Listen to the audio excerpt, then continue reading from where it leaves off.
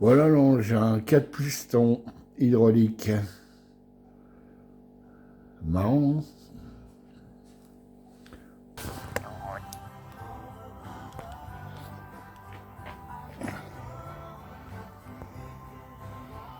Alors effectivement, les cylindres de commande sur le montage 4 pistons est vraiment plus gros que sur l'autre. Hein, la quantité d'huile intérieure est beaucoup plus importante. Normal, il y a 4 pistons à commander. Voilà. Donc voilà la différence entre les disques 2 pistons et les disques pour 4 pistons. 2 pistons ici, avec les petits trous autour, et 4 pistons là. Beaucoup plus de perforation sur la surface de friction pour qu'elle puisse refroidir. Coucou les amis. Alors, remplacement de mon système de freinage 2 pistons par mon système 4 pistons hydraulique. Voilà, c'est parti.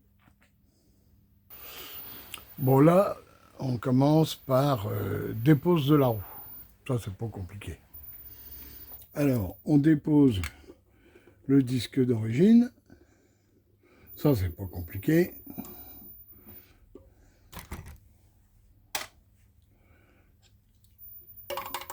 Voilà. Et on monte.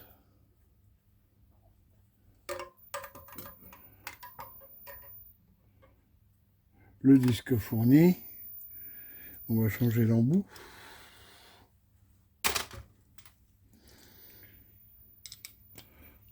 On passe de vis Torx à vis BTR.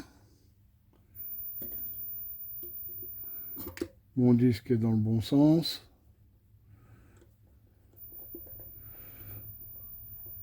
Donc on remonte.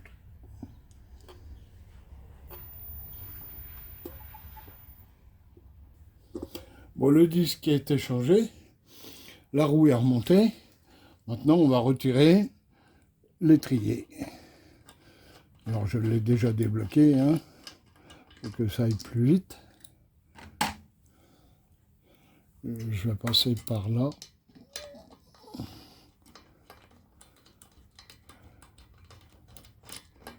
Voilà.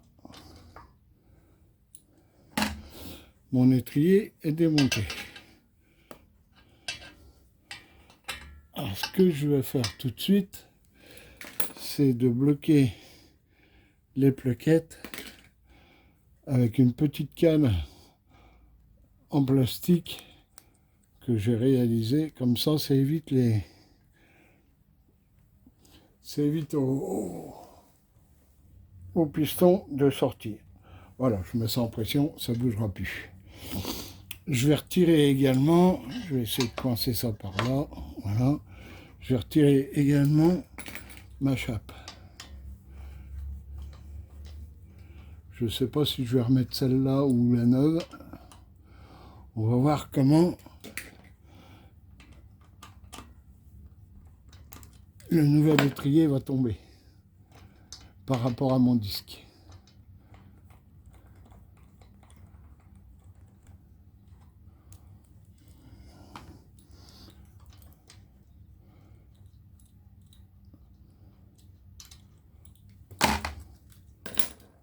Voilà les deux types de chapes qu'il faut choisir de monter. Ici, la chape qui est vendue avec le kit. Ici, la chape qui est équipée sur le snow. Ça veut dire qu'ici, c'est la surface d'appui où l'étrier prend place. Si je monte celle qui est fournie avec le kit, mon étrier va se trouver à 4 mm plus haut que la normale. Et ici, au moins 3 mm aussi. Donc, si je monte mon étrier là-dessus, ça veut dire que mes plaquettes vont se trouver, le bord supérieur des plaquettes va se trouver plus haut que le bord supérieur du disque. Donc, je n'aurai pas une surface de contact complète. Donc, il faut garder l'étrier, la chape de l'étrier d'origine. Voilà, c'est ce que l'on va faire. Je vais le monter tout de suite et on va vérifier.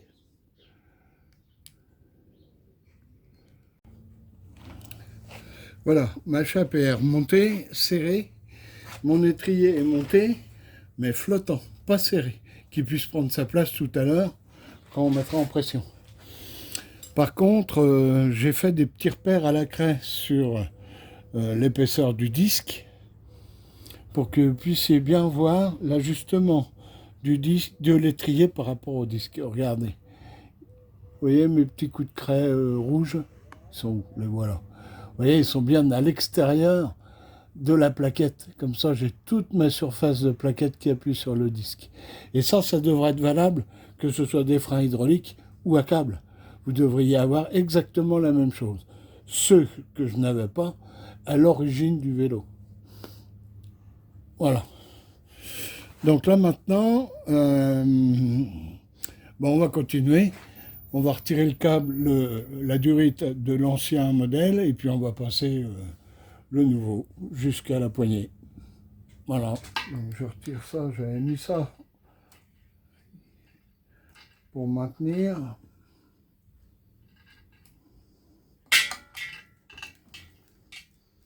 Voilà.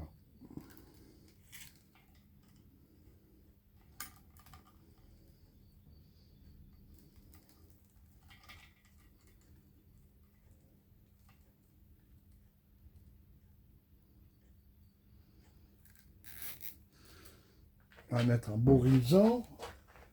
Ça, on va mettre à la poubelle, voilà. On continue, j'en ai... Alors, n'ayez pas peur à mon fourbi de câbles de prise et autres, là.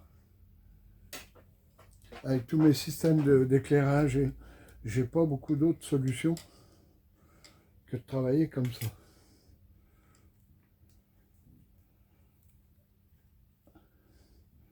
Que j'ai des câbles où il y a 7 conducteurs dedans.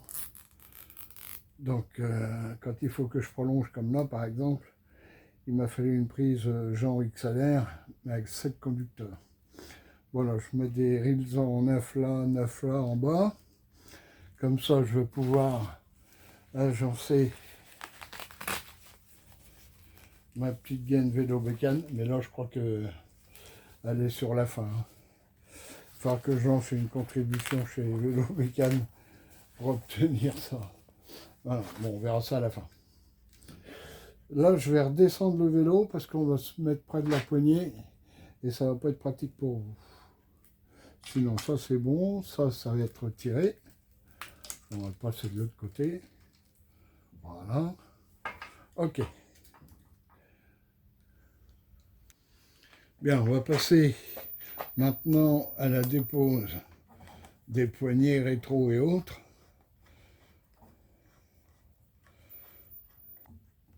Ouais.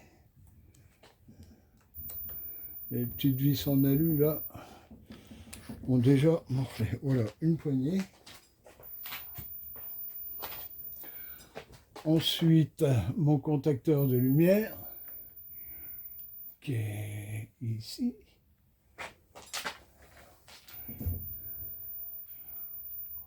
Voilà.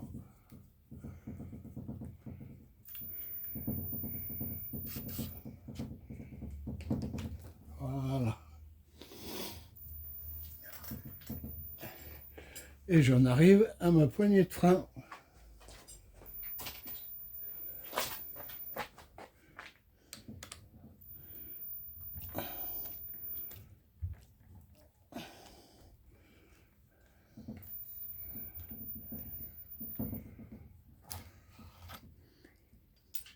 Et voilà.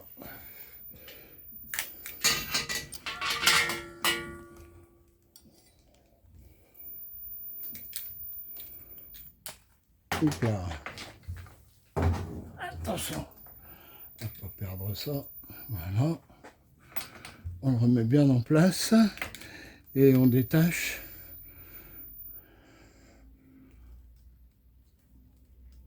le fameux connecteur qui coupe l'assistance en cas de freinage. Voilà. L'ancien système est démonté. Voilà, donc j'ai positionné, j'ai emmanché ma poignée de frein, ma nouvelle poignée de frein. J'ai remis en place, provisoirement, hein, mon contacteur d'éclairage et ma poignée. Bon, ça, je laisse ça libre, je ne sers pas, c'est juste pour pouvoir savoir où est-ce que ma poignée de frein va se trouver. Et je ne vais pas la laisser pendante comme ça, je vais la remonter le plus que je peux jusqu'à l'horizontale. Et là, je vais la serrer légèrement pour plus qu'elle ne bouge. Je vous expliquerai pourquoi après. Voilà, une fois qu'on en est là, je peux retirer le reste. Voilà.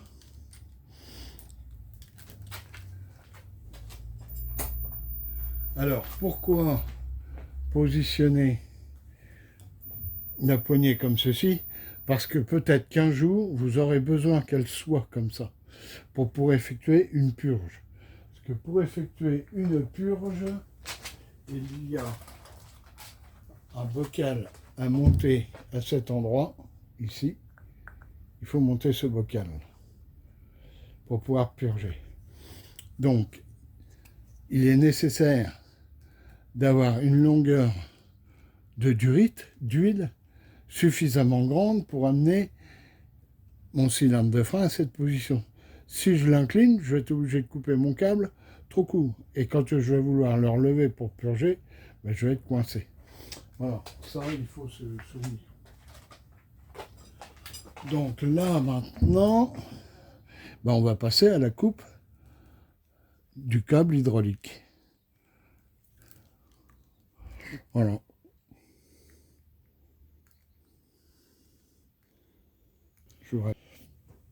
Alors, pour effectuer la coupe du tube hydraulique, il vous faut cet outil-là, indispensable, qui est fourni avec le kit d'ailleurs. Cet outil permet de couper ici, là où il y a mon petit doigt, là, mon ongle, d'introduire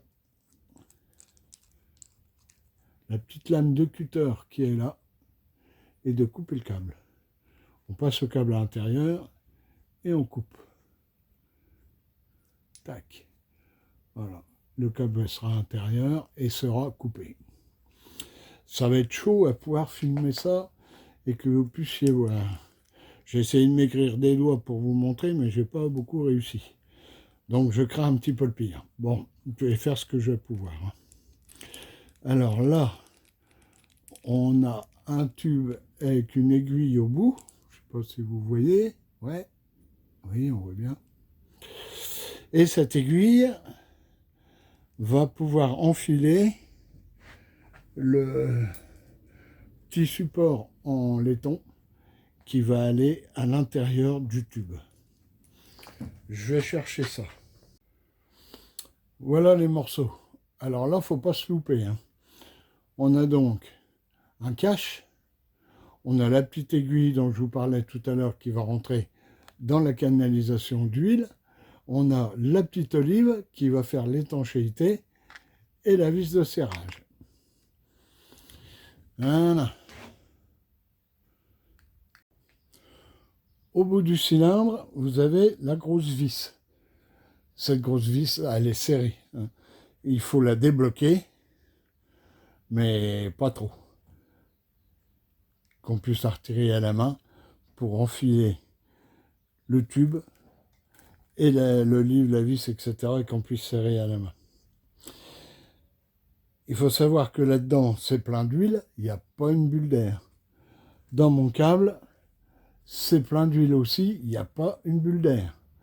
Quand je vais couper le câble, ben voilà, l'huile qui va se trouver dans la partie inférieure du câble, elle va rester. Je n'aurai pas d'air qui va rentrer. Quand je vais retirer ma vis ici, j'ai pas d'huile qui va couler puisque je n'ai pas d'ouverture ailleurs. Donc l'huile, elle ne va pas bouger. Donc quand je vais assembler les deux, il n'y aura pas d'air. À moi de ne pas en faire entrer. Surtout quand ça va être ouvert et que l'autre vis va être serrée. Surtout ne pas manipuler le levier ici. Surtout. Parce que je vais chercher l'huile et si l'huile sort, l'air rentre. Voilà, ça c'est un petit peu chaud à faire. Mais moi j'aime bien. Alors, ce qui suit, c'est déterminer la longueur, à quelle longueur je vais couper mon tube. Je vais essayer de prendre une craie pour faire une marque. Voilà.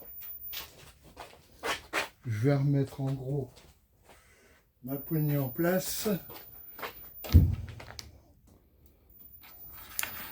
Grosso merdo, comme ils disent. C'est ça. Voilà. En fait, ça va se retrouver comme ça. À peu près avec mon éclairage là. Ouais, voilà, c'est ça. Donc, je me retrouve dans cette position-là. Mon tube d'huile. Il est où mon tube d'huile? Le voilà.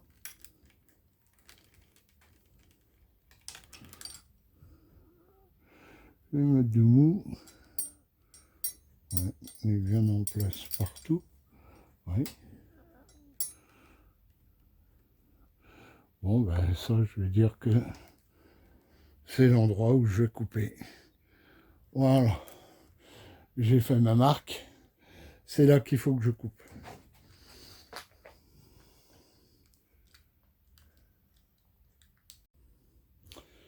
Voilà. Donc, j'ai passé mon tube de frein à travers mon outil.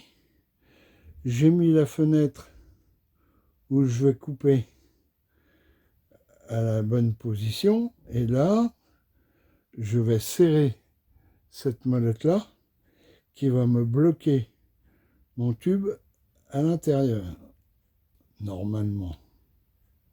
Celui-là, il bloque rien du tout. Là, celui-là, il faut qu'il bloque. Et à ce moment-là, je glisse. J'espère que vous voyez. Ma lame de cutter qui est fournie sur le petit support. Ça n'a pas l'air de rentrer terrible. Peut-être dans l'autre sens.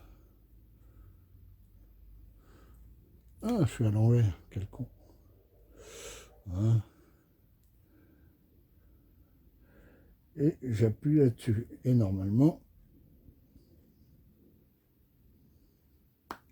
tac, et voilà. Mon tube est coupé. Je retire ça. Je desserre mon outil.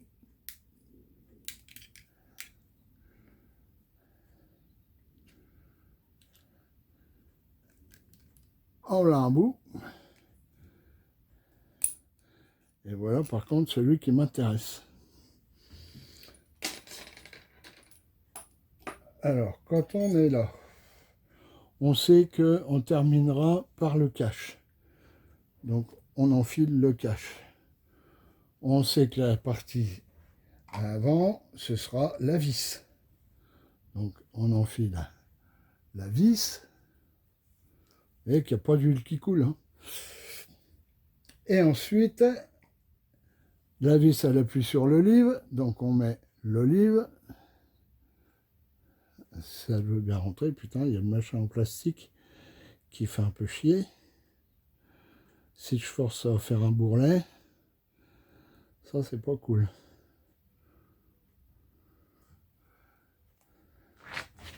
Et je pense que vous voyez pas grand chose en plus. Ça va bien vous gaver ça. Voilà. Mon olive est rentrée. Voilà, alors là, j'ai préparé mon tube que j'ai enfilé ici. Vous voyez, à l'intérieur. Ouais, voilà. Je le laisse dépasser de 3-4 mm, qu'on puisse le voir. Ouais. Et alors là, je le serre. Parce que le but, en fait, c'est d'enfiler le restant de ma petite aiguille, là. Voilà, que je dois mettre au bout et que je dois pousser en serrant. Alors, je vous raconte pas. Je ne vous raconte pas. Sur toute la petite aiguille. C'est là où je voulais m'aigrir des doigts. Mais malheureusement, que dalle. Alors, ce que je vais faire... Ah, voilà. La petite aiguille, elle se manchonne sur celle de l'appareil pour qu'elle tienne. Je ne sais pas si vous voyez bien. Peut-être. Et là, il faut que je bloque ça complètement. Alors, ma télécommande, elle m'embête. Voilà. Il faut que je solidarise mon câble complètement. Et là, je visse. Et je vais enfiler Voilà, ça rentre. Ça va tout seul.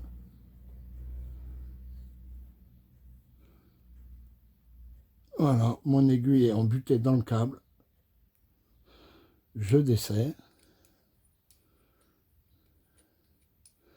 Je débloque mon câble.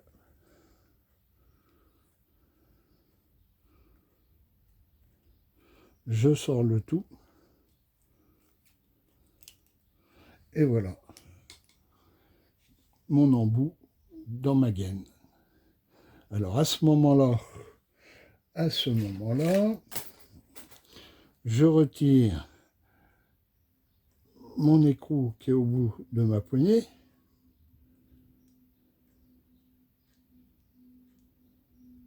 Surtout pas appuyer sur la poignée de frein. Je rentre mon câble à l'intérieur. Je mets mon olive embutée ici. Je mets mon câble plus loin et je serre.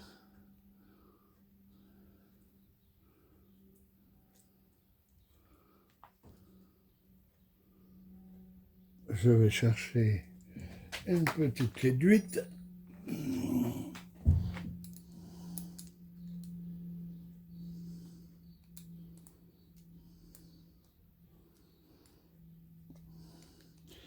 Si vous voulez pas de galère, vous avez intérêt à préparer tout l'outillage nécessaire à proximité, sinon c'est une catastrophe. Voilà. Mon chapeau pour appuyer, il est là. Donc je peux mettre en place ma poignée. Voilà. Je peux mettre en place mon commutateur d'éclairage. Et je peux mettre en place ma grosse poignée. Voilà. Et là, à ce moment-là, je vais pouvoir serrer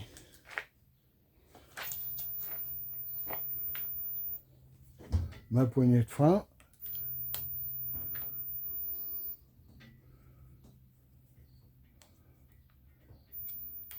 Je ne vais pas la bloquer, hein. Je vais juste la serrer, que je puisse la régler comme je veux. Voilà. C'est dur. Je ne sais pas si vous voyez toujours. Je crois que ça a bougé, j'ai bien peur. Voilà. Là, je vais faire le tour du vélo.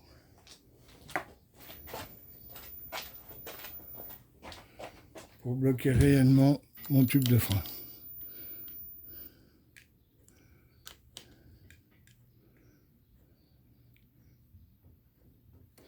Voilà.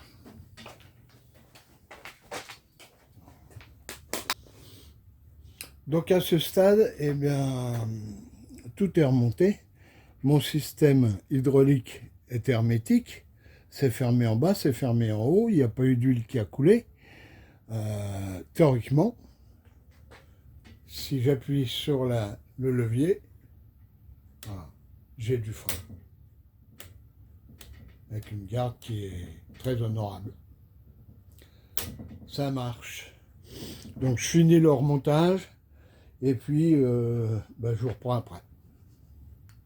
Bon, je viens d'essayer ce vélo. C'est formidable. Un freinage incomparable, je n'ai jamais vu ça avant. Jamais. Un grip, mais formidable, qui tient longtemps. Et puis une puissance. C'est vraiment le meilleur système de freinage que j'ai trouvé sur un vélo, voire même sur des mobylettes. Hein. C'est vraiment hallucinant. 130 €, ouais, c'est une somme, mais quand on aime, on compte pas. Un petit peu de travail, être soigneux, méticuleux, mais ça se fait bien. Si vous êtes intéressé, vous me demandez, je vous donnerai le lien. Et puis, c'est un des modèles les moins chers. Je pense, pourquoi mettre les sommes exorbitantes pour avoir une marque, etc. C'en est une. Zoom, c'est une bonne marque de freinage en vélo. N'hésitez pas, si vraiment vous avez envie, n'hésitez pas. Si vous avez besoin de quoi que ce soit, même de venir me voir, pourquoi pas, pour pouvoir le monter.